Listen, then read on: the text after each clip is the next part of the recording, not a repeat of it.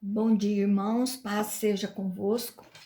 Vamos à nossa escola bíblica online, 103ª aula. Olha que bênção! São 103 aulas que nós estamos aqui online. Então, espero que você esteja gostando, você esteja compartilhando, acompanhando e aprendendo principalmente. Amém? Então, vamos lá.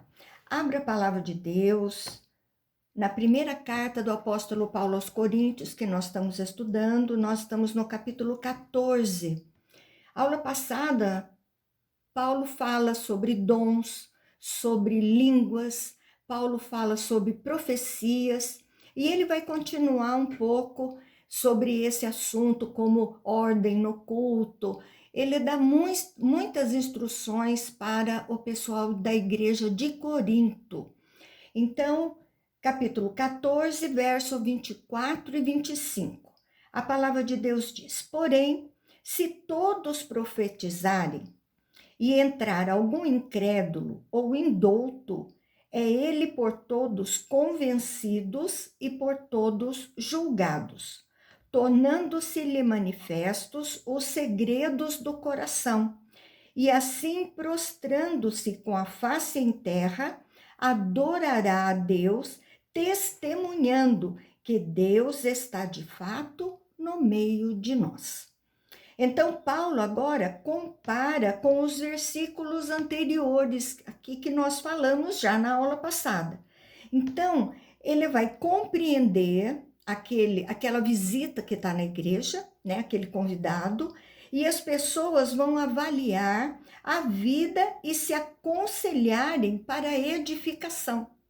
Então, olha, é outro entendimento, né? Então, testemunham por causa do resultado. Então, haverá conversão e mudança de vida. Vai haver o exercício do dom, alcançando o seu objetivo, edificação e transformação. Paulo faz uma exposição teórica e agora ele vai trabalhar a parte prática dos cultos. Preste bem atenção. Então, a necessidade de ordem no culto. Verso 26 e 27 diz assim: Que fazer, pois, irmãos? Quando vos reunis, uns têm salmo, outro doutrina, e este traz revelação, aquele outra língua, e ainda outro interpretação. Seja tudo feito para edificação. No caso de alguém falar em outra língua, que sejam mais do que 2, ou quando muito 3, e isto sucessivamente, e haja quem interprete. Então, aqui, quando ele fala de salmo, ele dá a indicação de uma música no culto, seria hoje o nosso louvor, né? Então, no Antigo Testamento, o louvor era feito através do canto dos salmos. Então, Paulo trabalha uma porção de elementos dentro do culto que era feito antigamente. Então, a edificação é a regra central e chave e se faz com organização. Então, se alguém no culto utiliza de línguas, mas não há interpretação, está errado. Paulo dá ordens, tem que haver quem interprete, para que a igreja seja edificada. Então, Paulo limita para não virar bagunça o culto sucessivamente e não ao mesmo tempo. Então, presta atenção. Tem alguns cultos que são cultos de oração. Então, nós oramos, tem o momento da palavra, tem o momento do louvor e tem o momento da oração. Nós oramos por todos, mas nós oramos por nós mesmos. Então, vale a pena você falar em línguas para que você seja edificado. Mas em cultos normais, né? Se as pessoas falarem em línguas, deve haver alguém dentro do templo para poder interpretar, para não acontecer o que nós já comentamos anteriormente. Verso 28 e 29, mas não havendo intérprete, fique calado na igreja. falando consigo mesmo e com Deus. Tratando-se de profetas, falem apenas 2 ou 3, e os outros julguem. O possuir de um dom tem capacidade de controle do seu dom, fale mentalmente. Olha, o Espírito Santo pode tomar conta de nós, sim, mas somos nós que temos esse controle. Vamos parar por aqui. As pessoas às vezes falam, vamos deixar o Espírito Santo nos levar, aí passa do horário do culto, tudo. Não é assim que funciona, viu? Não é dessa forma. Aqui Paulo está falando aqui, né? Então, o que possui dons tem capacidade de controle sobre seu dom. Então, para os expositores da palavra, é a mesma regra, um de cada vez. E verifique se é verdade, discernindo de espírito, se vem de Deus ou não. Tem pessoas que profetizam, que revelam aquilo que não é de Deus, revelam pela carne, falam pela carne. Então, deve ter alguém para julgar isso. Não é para aceitar tudo que é falado, e julgar é avaliar. Então, discernir está de acordo com o que diz a palavra? Verso 30 a 32. Se, porém, vier revelação a outrem, que esteja assentado, cale-se o primeiro, porque todos podeis profetizar, uns após o outro, para todos aprenderem a serem consolador. Os espíritos dos profetas estão sujeitos aos próprios profetas. Então, a revelação é quando Deus traz uma mensagem específica para aquela igreja. Então, são aí os profetas. A ideia é de organização. Um fala, o outro ouve, para edificação e entendimento. Não era algo sobrenatural e incontrolável. Não é nada disso. Verso 33 e 34. Porque Deus não é de confusão, e sim de paz. Como em todas as igrejas dos santos, conservem-se as mulheres caladas nas igrejas, porque não lhes é permitido falar, mas estejam submissas, como também a lei o determina. Então, o culto é feito para a compreensão de todos. Aqui Paulo está proibindo as mulheres de falarem na igreja. Nossa, que difícil para mim, né? A proibição era absoluta? A resposta é não.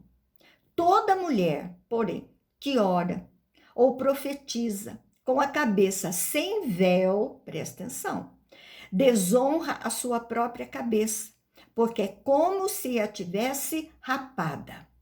Isso está lá em 1 Coríntios 11, 5. As mulheres trabalhavam no templo, e essa proibição não era para a mulher não falar nada, mas eram mulheres caladas na igreja?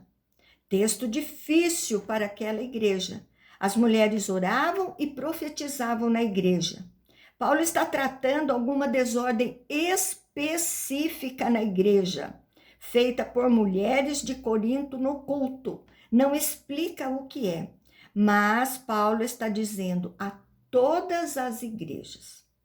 Então, Paulo estava dentro de um contexto de julgamento de profecias, na qual está falando as mulheres proibidas de julgar as profecias. Pode ser. Paulo fala de profetizar na igreja, mas elas profetizam, então elas podiam julgar. Paulo estava se referindo às mulheres julgarem as profecias de seus maridos de forma bíblica?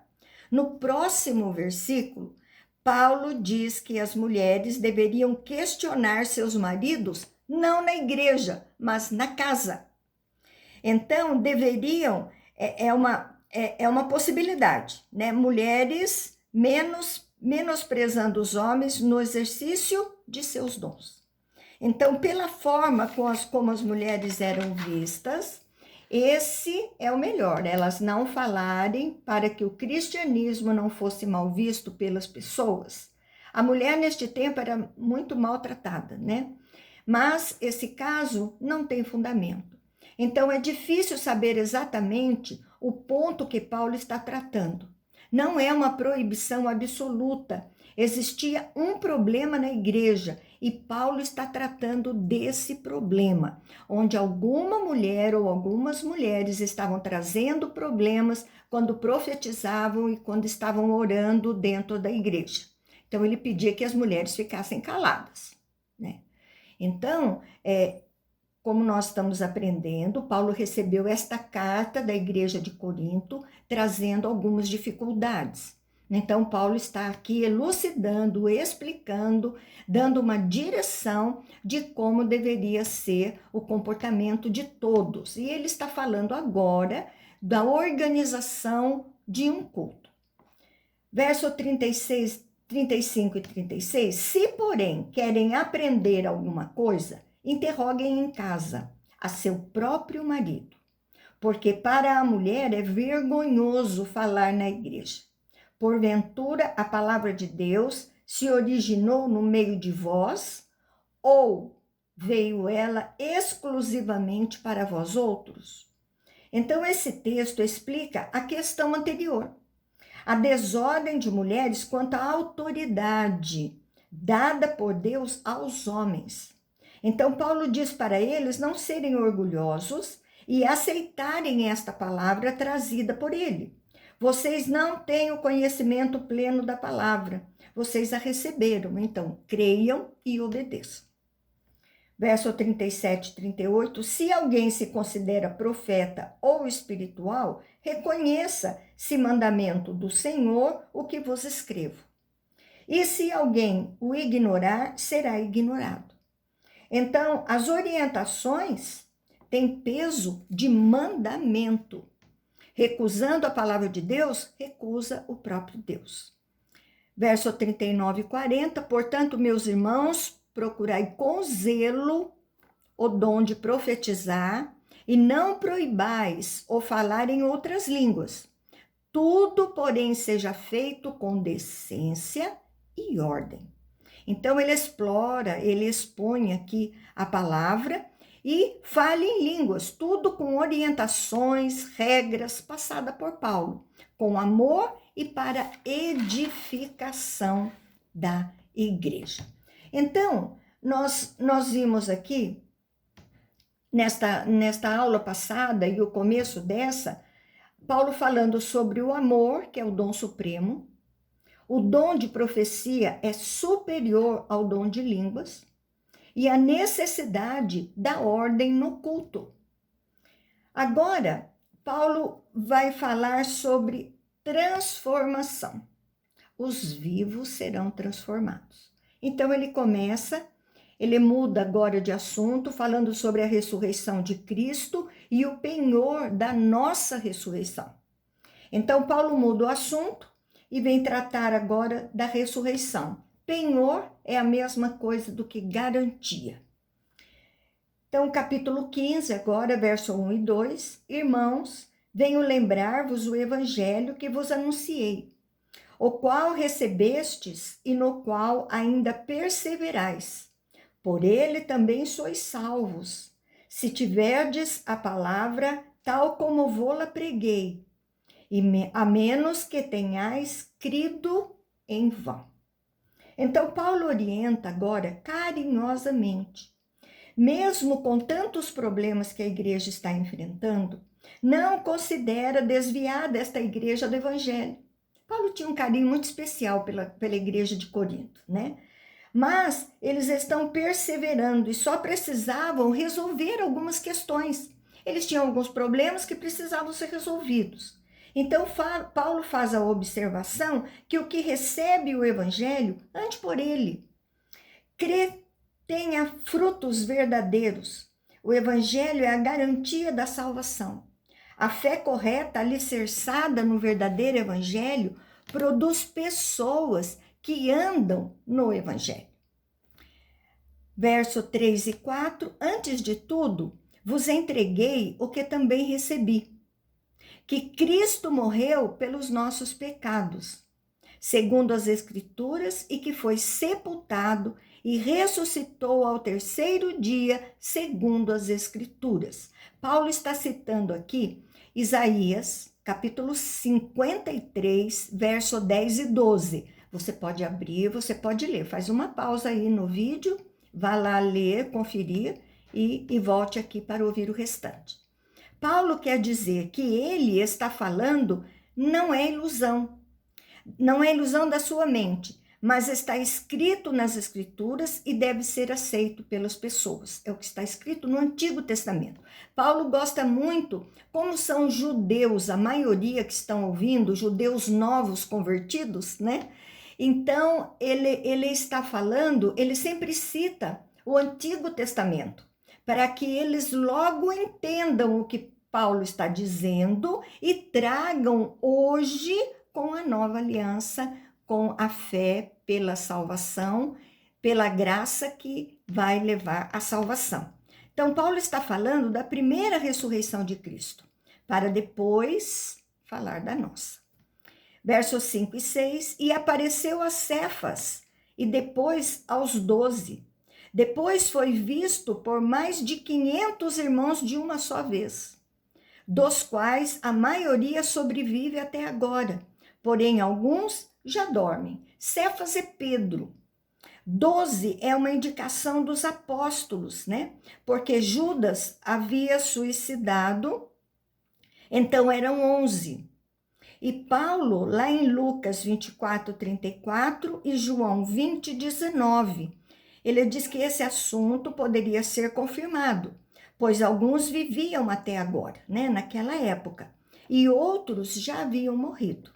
Então, Paulo está construindo aqui que a ressurreição de Cristo, ela ocorreu.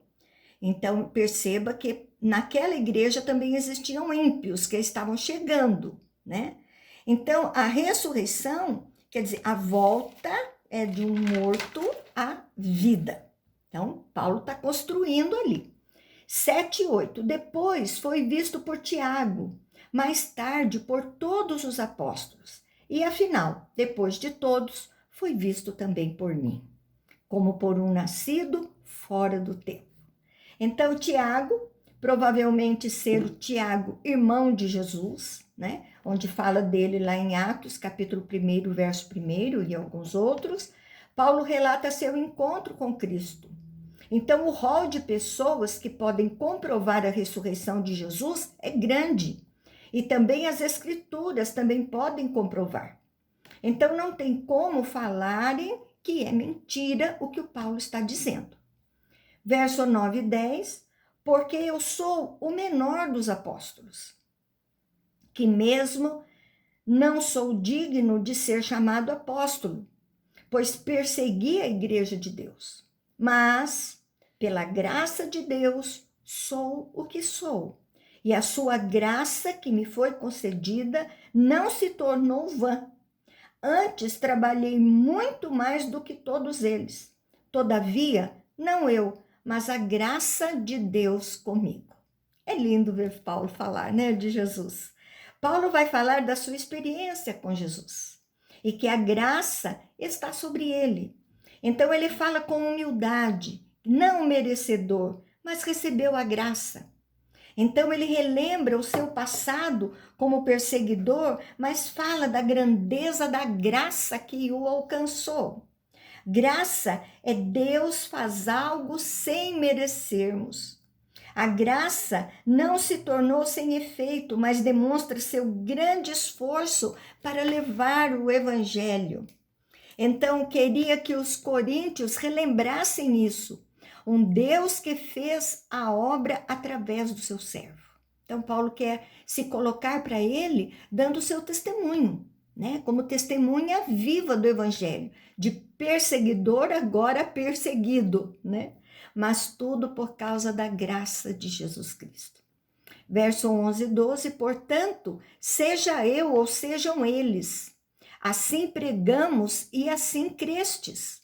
Ora, se é corrente, prega-se que Cristo ressuscitou dentre os mortos. Como, pois, afirmam alguns dentre vós que não há ressurreição dos mortos? Então, Paulo diz que aqui houve um plano de Deus para que os coríntios crescem, houve morte e ressurreição de Cristo, houve Cristo aparecendo para as pessoas, houve pessoas sendo chamadas para pregar o evangelho, enviadas, e temos o evangelho chegando aos coríntios. Por isso, vocês vieram a crer. Então, Paulo dá toda uma sequência de acontecimentos. A corrente é o que é falado, que eles pensavam, né?